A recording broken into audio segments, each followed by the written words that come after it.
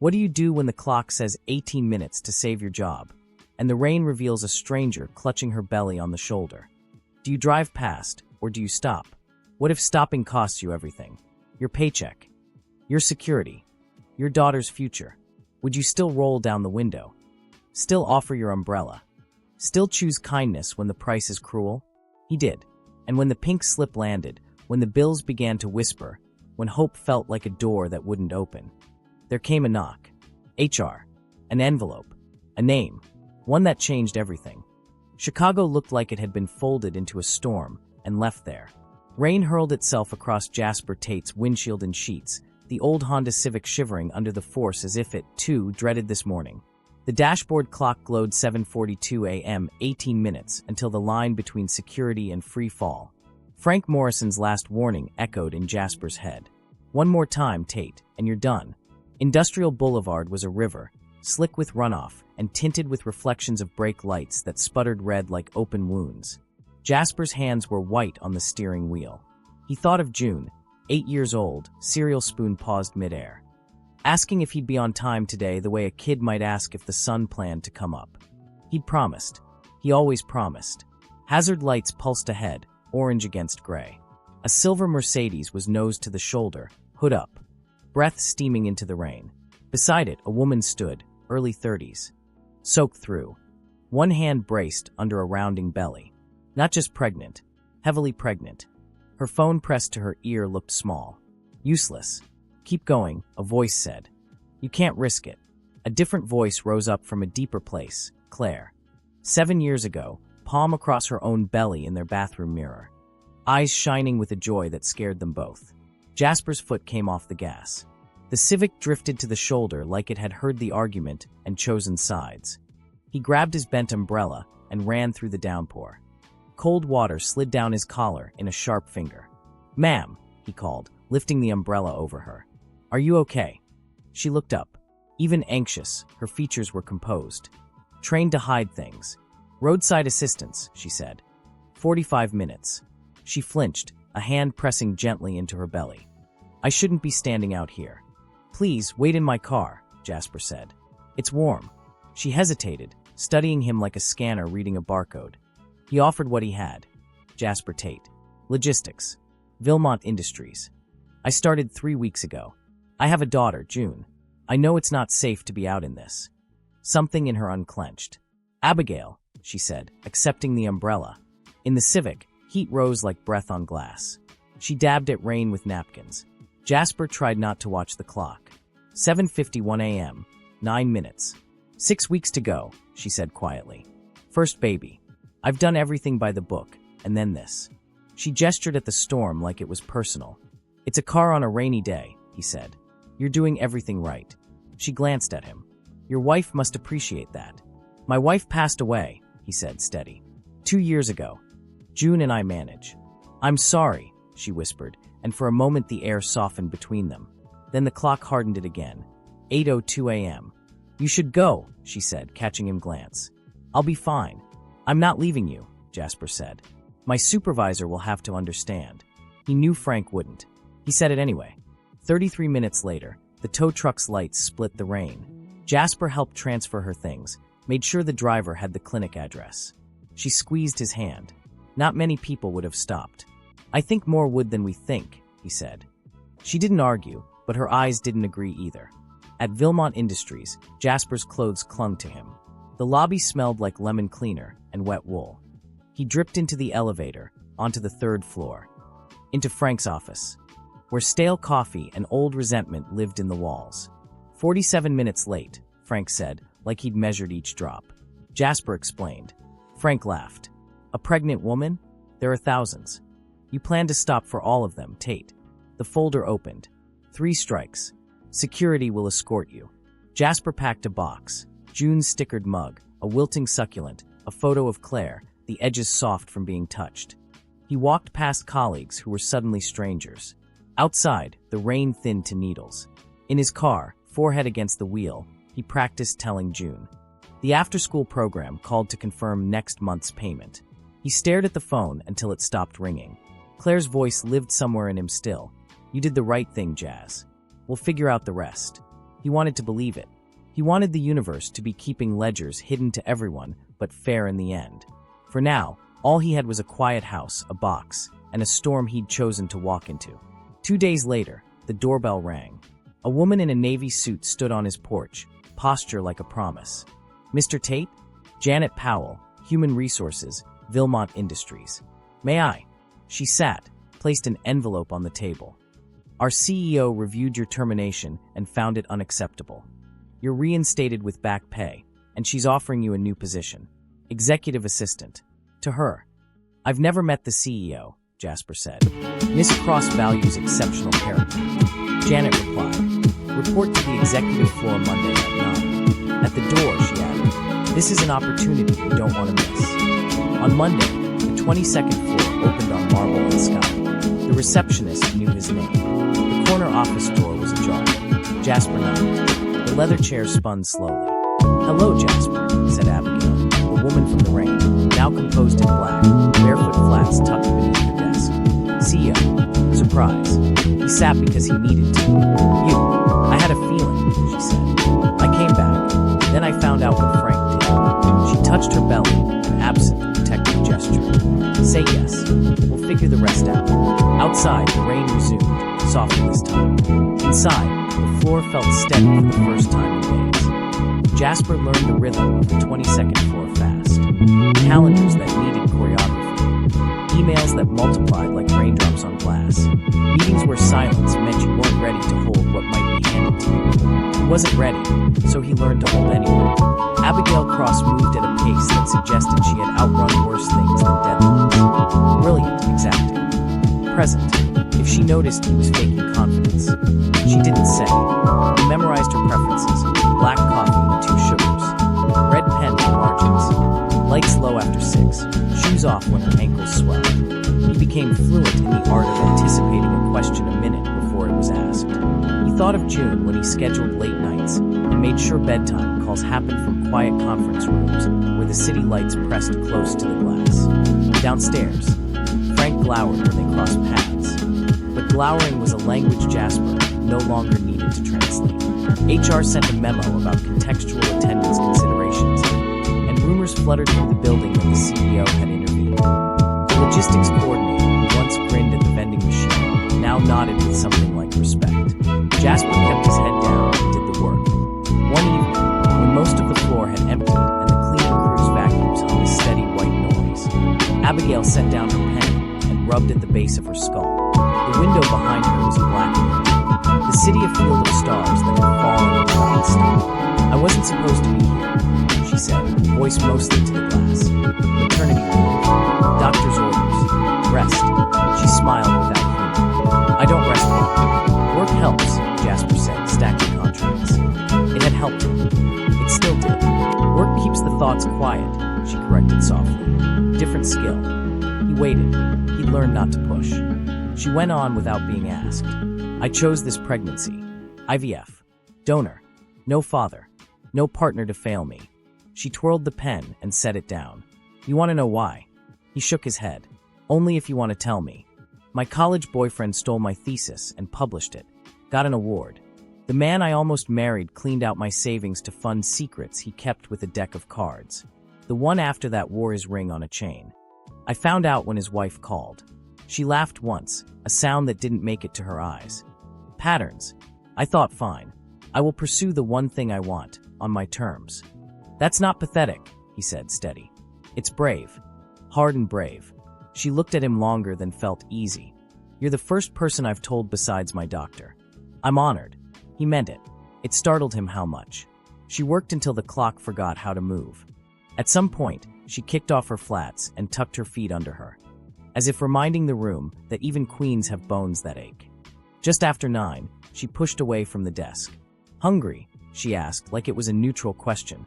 They ate takeout silently on the credenza, watching a storm roll across the lake. "Do you ever feel," she said, gesturing toward the window, "like the weather is arguing with you?" "Every day lately," he said. "It usually wins." The phone on her desk rang. She startled. Jasper saw her hand fly to her belly, as if to check it was still there. "I hate that I'm jumpy," she said. "I wasn't. You're protecting someone," he said. "It changes you." The next morning, he arrived to find a small box on his desk. He opened it to a mug painted with sloppy hearts and his name in tilt-a-whirl cursive. June's handwriting. He smiled, took a picture, sent it to her with a thank you voice note. Abigail passed his desk, paused. New addition to the 22nd floor dishware? She teased. From my best artist, he said. 8 years old. Great with volcanoes. Volcanoes, she repeated, as if rolling the word around. Explosions you can control. Exactly, he said. She nodded, but her eyes drifted, like she was trying to remember what control felt like. A week passed in meetings and small wins. In an operations review, a supplier buckled at Abigail's precise questions and then apologized, relief and fear mixed, when she offered a path out that didn't set anything else on fire. She thanked Jasper for the pre-brief he'd prepared, the one that let her be incisive without being cruel. He kept the paper copy like a small trophy. At 3:14 on a Wednesday afternoon, he found her standing very still by the window, both hands on her desk as if anchoring herself. The color had drained from her face. "Abigail?" he asked carefully. She looked at him and didn't see him, not at first. Then she did, and the relief in her eyes was its own language. "Something's wrong," she said. "The baby, something's wrong." The pen rolled off her desk and hit the carpet with a sound too loud for its size. Jasper was moving before it landed. He grabbed her coat, her hospital bag. Of course she had one under the desk, her phone. He called the garage, had the car brought around. Yelled something at the receptionist that meant cancel everything. They took the elevator down fast enough to make his stomach lift. In the car, rain stitched itself across the windshield, a familiar song in a different key. Abigail's breath came in tight, controlled bursts. "It hurts," she said, voice thin. "It hurts more than it did last week. Something's wrong. I know it. We're close," he said. He didn't know if they were. He said it like truth. Northwestern Memorial's doors opened on light and noise. A wheelchair appeared as if conjured. Nurses asked questions like bullets, and he answered what he could. Abigail's hand found his and locked. "Don't leave me," she said, and his answer was a vow he'd made before. "I'm not going anywhere." Outside, the rain deepened, like the sky had made a decision. The waiting room clock ticked like it had lungs. Jasper learned the faces of the nurses who came and went. Learned the shape of the syllables doctors used when they didn't want to attach themselves to certainty. Placental abruption, someone said. Words that tasted like metal. Early. 6 weeks too soon. He called Janet Powell because he had to call someone. She arrived with the quiet authority of someone who knew how to take a place at a table in a crisis and not ask for a chair. She touched Abigail's shoulder, murmured something Jasper couldn't hear. Took the clipboard when a nurse needed a signature. "Go get coffee," Janet told Jasper, and he obeyed. Moving through the hospital in a daze toward a machine that delivered brown water in a cup. He didn't drink it. He held it. A prop that let him pretend he was participating in something besides panic. At 2:47 a.m., a doctor with gentle eyes appeared, a tiredness clinging to him like a second coat. Jasper stood before he knew he had moved. "The surgery went as well as it could," the doctor said carefully. "Miss Cross is stable." A pause thick enough to swallow a man. "The baby is in the NICU. He's very small. The next few hours are critical." They wheeled Abigail into recovery. Her first word was "where?" Her face was pale in a way no makeup could fix. He took her hand, brought it to his mouth. "They're taking care of him," he said. "He's fighting." She looked at him with something cracked and furious in her eyes. "I hate this word," she said. "Fighting. As if it's a choice. As if trying harder fixes physics." In the NICU, the world shrank, soft light, beeping monitors, tiny bodies swaddled in medical miracles. Their son, he felt the word hit him and didn't flinch, lay in a clear box, wires like threads connecting him to hope he was too new to name. His chest rose and fell like a bird's. Abigail reached through the port and touched a hand that could close around nothing but a finger. "Oliver," she whispered. "Oliver Cross." Jasper stood behind her, hand on her shoulder, and prayed to a god he made up on the spot, the god of tiny lungs, of machines that hummed, of mornings that waited. For 3 hours, Oliver fought. The nurses adjusted things Jasper couldn't pronounce. A doctor spoke in a voice that smoothed air. The monitor hummed a lullaby of numbers moving in the right direction until it didn't. At 8:23 a.m., the sound changed. It wasn't loud. It was the absence of a sound he had taught himself to lean on. The doctor moved, and the nurses moved, and Jasper knew before anyone said the words. Abigail made a sound that taught the walls what grief was. Jasper caught her when her knees sagged and lowered them both to the floor because you bend when the world breaks, or you are broken with it. "I can't," she said into his chest, shaking. He was all I had. "I can't." "I've got you," he said, his own tears soaking into her hair. "I'm not going anywhere." They stayed on the floor until nurses gently helped them up and moved them to a small room where time didn't behave. Janet arrived again, eyes rimmed red, and handled the things that had to be handled. Jasper called his neighbor, arranged for June, whispered to a phone with a voice he barely recognized. The days that followed slid into each other like dark cards.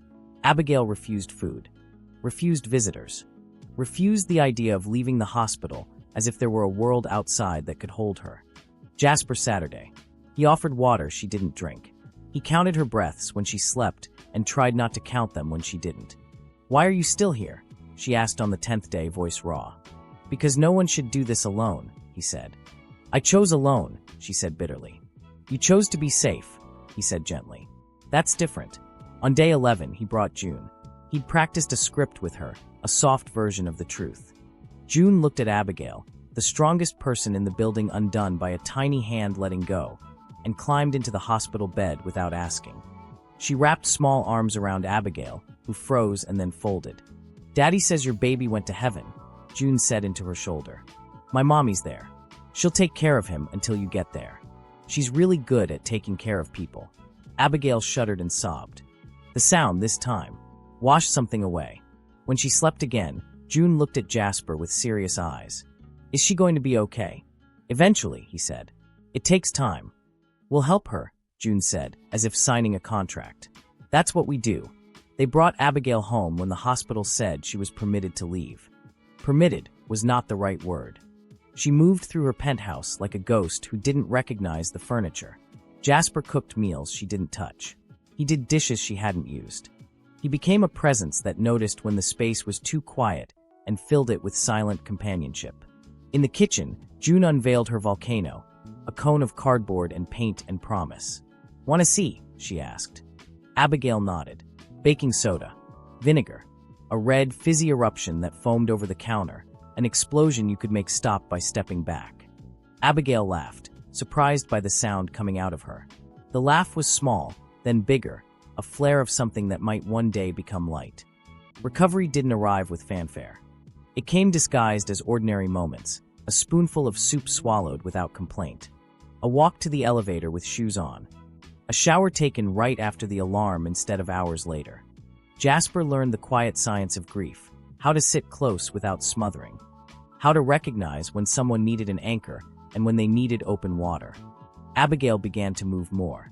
She stood on her balcony at sunrise, the city stretching itself awake, and practiced breathing when panic tightened its grip. She answered texts from Janet with words instead of emojis. She sat across from Jasper at her kitchen table and asked about June's day. Not because she needed distraction, but because curiosity was beginning to return in small measures. "Do you think I'll ever stop being angry?" she asked one evening, watching rain make rivers on the glass. "I don't know," he said, "but I think you'll get better at carrying it. It won't always be the heaviest thing you lift."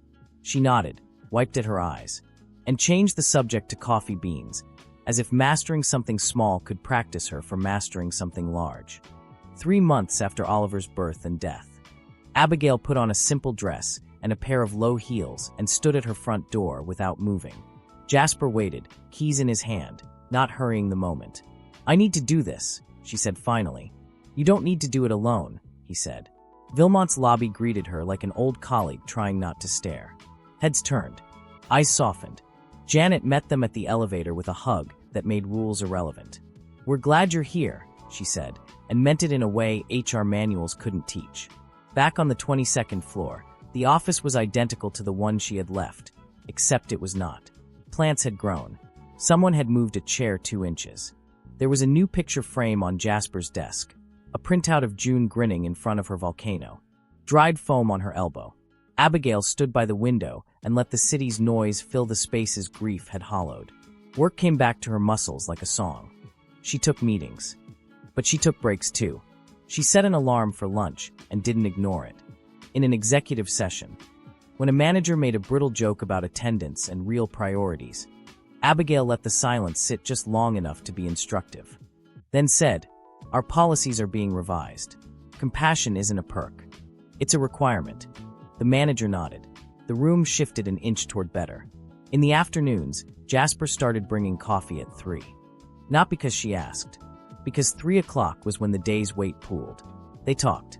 It started with safe topics, supply chain bottlenecks. Whether the downtown bakery had changed their croissant recipe. It wandered into undertows, what it felt like to watch someone you love stop breathing, the way a house sounds different when a presence is gone.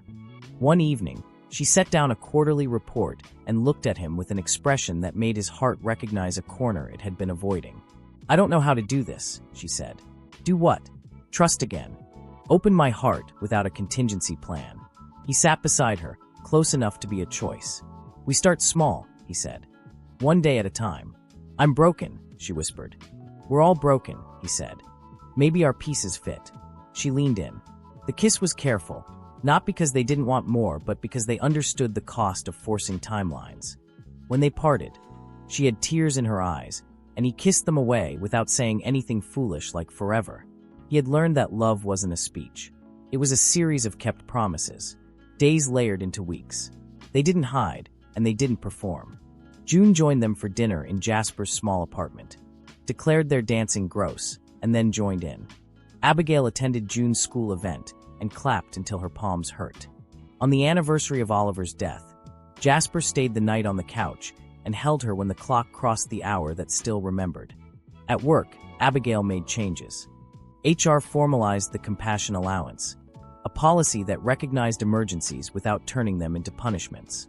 Frank Morrison received a reassignment to a role that suited his skills, compliance in a windowless office. He shook Jasper's hand exactly once. It was dry and brief, and meant less than a nod. One evening, city lights turning on like they'd just remembered how, Jasper took a small velvet box from his pocket and weighed it as if to calculate gravity's opinion.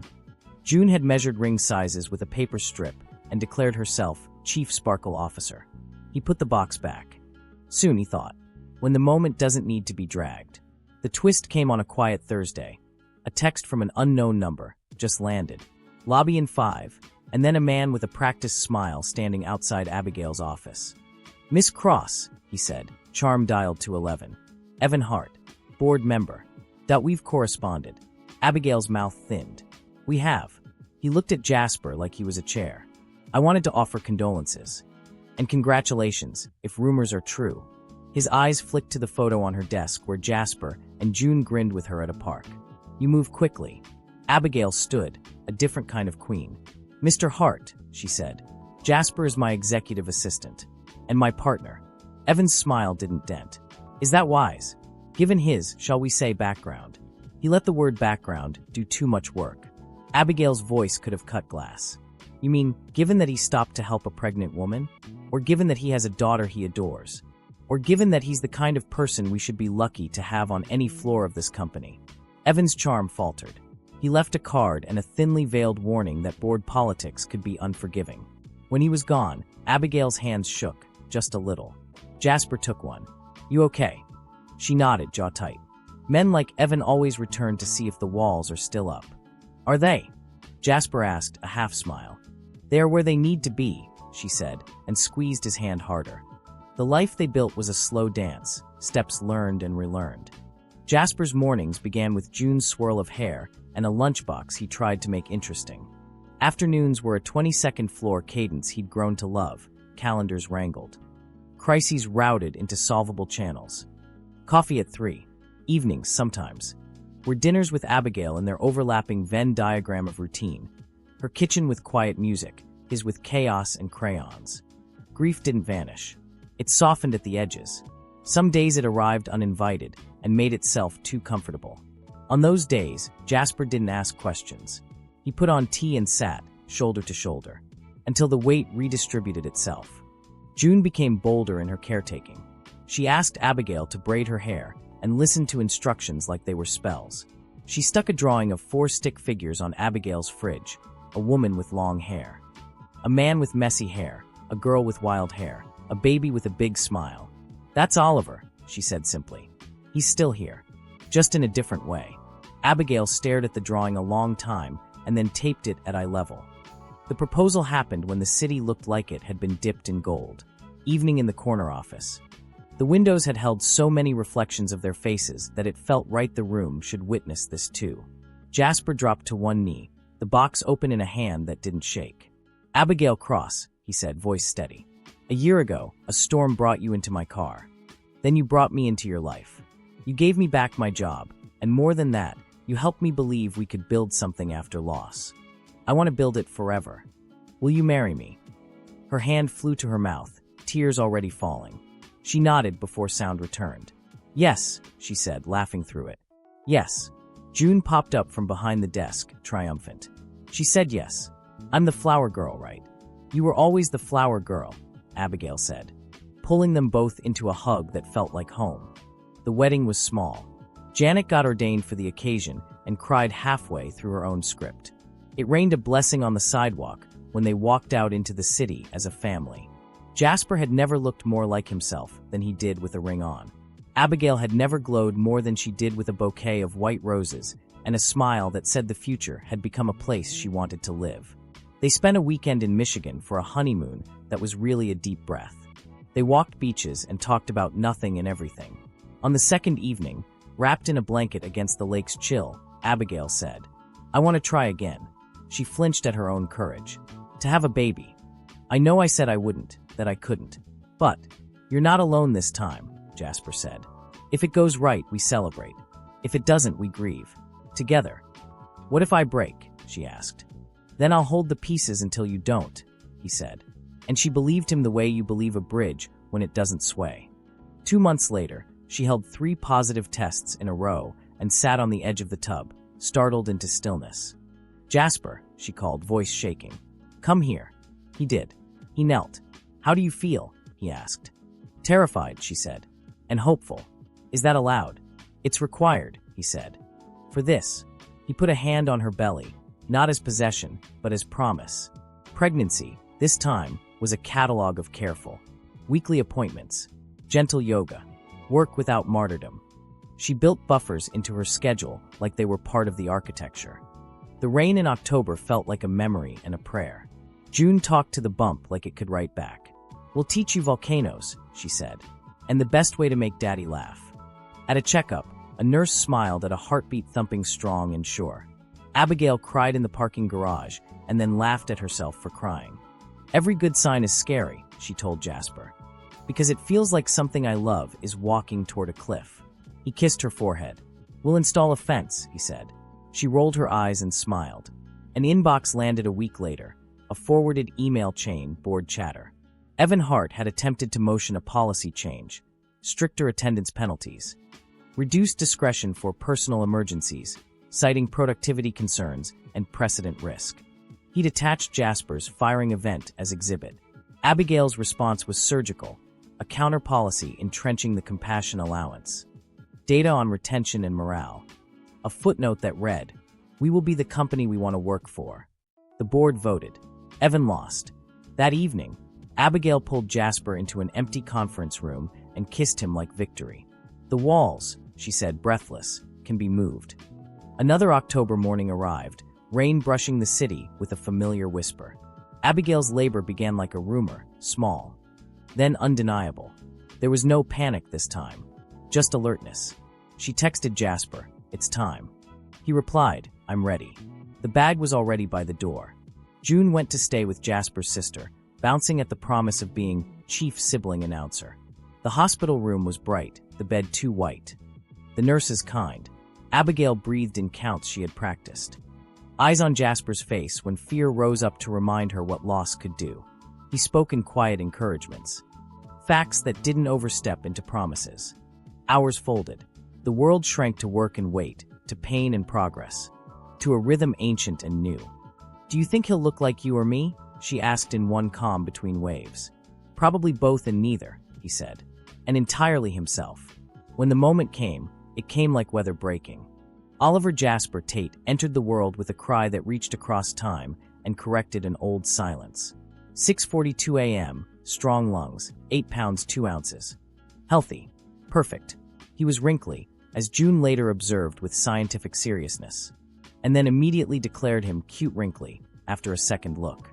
Abigail held her son and cried for what she'd lost and what she'd found. "He's here," she whispered to Jasper. "He's really here." Jasper put a hand on both of them and tried to fit the feeling into words that wouldn't come. Gratitude was too small. Relief was inadequate. Love was true and still felt like a shortcut. He settled for awe and stayed there a long time.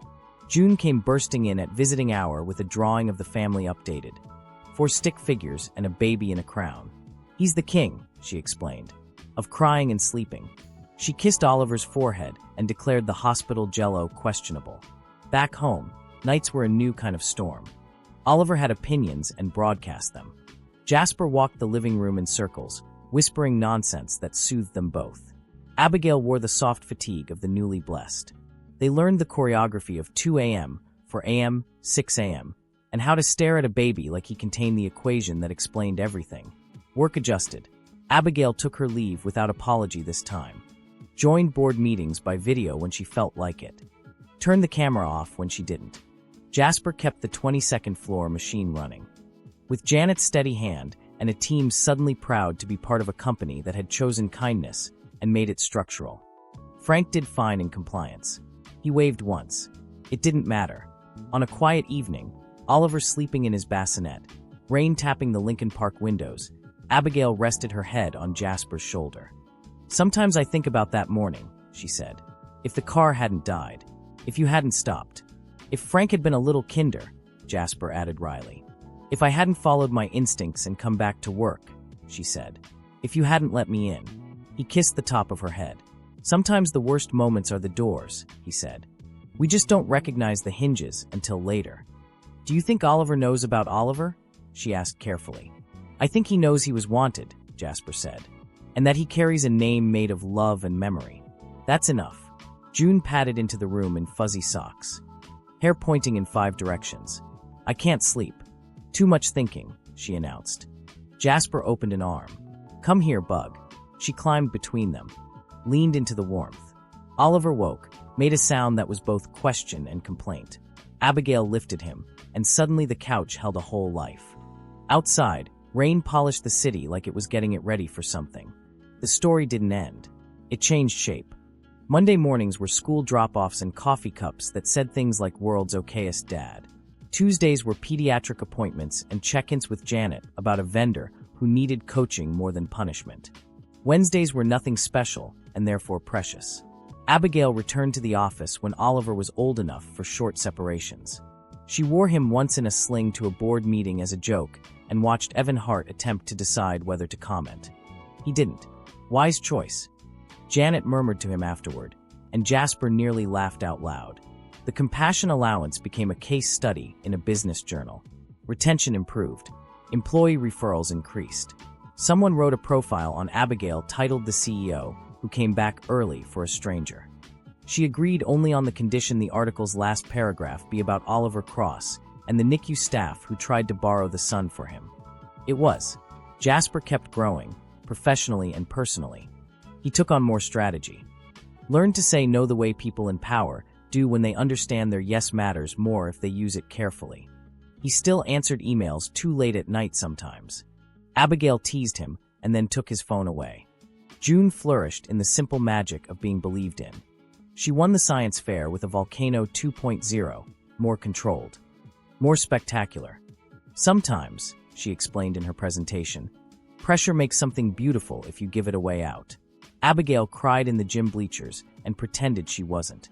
On an anniversary morning that meant different things to different hearts, they visited a park with a small tree planted for Oliver Cross. "You made room," Abigail whispered into the leaves. "You made us brave." She left a white flower and took Jasper's hand on the walk home. It rained a little, like a benediction. That night, after dinner, after bath time, after miracles disguised as ordinary chores, Jasper stood by the window and watched the city be itself. Abigail came up behind him, arms around his waist, chin on his shoulder. "You know what amazes me?" she asked. "That you can make coffee taste like an argument and a hug at the same time," he offered. She laughed into his shirt. "That a choice that looked like it would cost you everything gave you everything. He turned to face her. "I thought I lost my job that day," he said. "I lost a bad version of my life. I found the right one." "Not everyone would have stopped," she said, echoing the car with the broken hood and the way rain makes strangers into choices. "Maybe more people would than we think," he said, echoing himself. "Maybe they just need a story to remind them." She kissed him. June called from the hall that Oliver had conducted a diaper situation. Life answered in the present tense. Jasper went. He always would. On the couch later, all four of them dozed in a configuration human bodies are not designed for and somehow find anyway. Outside, the rain recited what it always has. Storms come and storms go. Inside, a family built from kindness, grief, and stubborn hope learned what it meant to be the kind of home no weather could unmake. One rainy morning, a single father stopped for a pregnant stranger. He lost his job. He lost his breath. He found a CEO who refused to be just a title, a daughter who believed in eruptions you could control, a son who carried two names and all their courage, and a life that made the word, everything, feel small. Sometimes the worst moments are the doors. Sometimes the rain isn't a warning, but a beginning. And sometimes, when you choose compassion at a cost, fate chooses you back.